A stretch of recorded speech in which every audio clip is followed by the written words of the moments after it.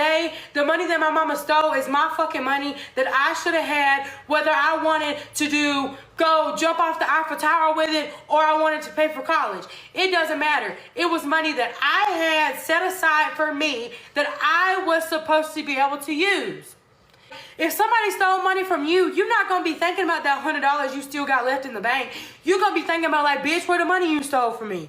Not the $100 you got in the bank, you know? Like, it's the principle. At the end of the day, it was my money. It was taken from me, or whether it was taken, borrowed, whatever the hell you want to call it, I never seen it. I never physically touched the money.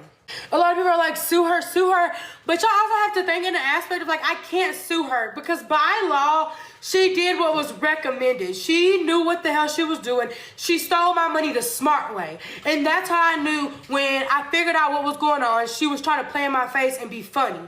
That's the real truth about it. Because you did it the way that you knew I could never really take you to court and really win for it.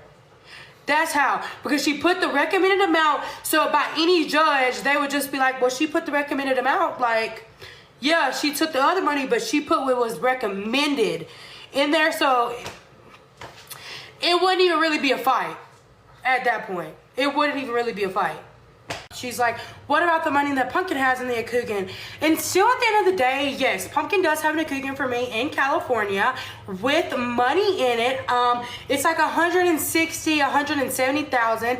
But for one, how am I supposed to pay for all my expenses in Colorado and book a trip to California in the same fucking month? Let's start there. For two, that is money that was put aside and Pumpkin did the right thing. It doesn't matter if Pumpkin had $8 million saved up for me. The point of the matter is, it's the principle. It's the principle of the fact that I never got the money that I went on Dancing with the Stars and I learned 2 dances a week for, and I worked my ass off on Dancing with the Stars to have. That's what it is. It's the point of the matter is, it's not that Pumpkin has 180,000 or however the fuck much Pumpkin has in the bank for me in another state. That is not the point of the matter. And she's trying to sit there and say that just so it'll make it look better. Like, no, that's not the point still. At the end of the day, I didn't have the money that I should have had when I was now that I'm old. You know, like, it's the principle, okay? That's it. She still tried to justify it with the fact of, like, oh, I only put, I put 20%. Like, that's what every other mom did. Like, what? Like, it's the fact you're really trying to sit here and justify stealing money. And it's like, every time you bring it up, like, even to this day, it's like she didn't steal it. Like, what the hell did you do? Borrow?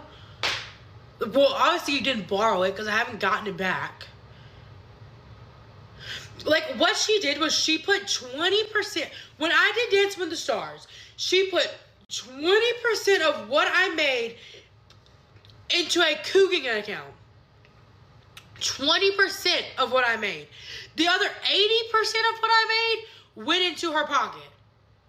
The only money I have to show right now is $10,000 from Dancing with the Stars, which Dancing with the Stars paid me way more than $10,000, and $14,000, I believe, don't quote me on that, $14,000 from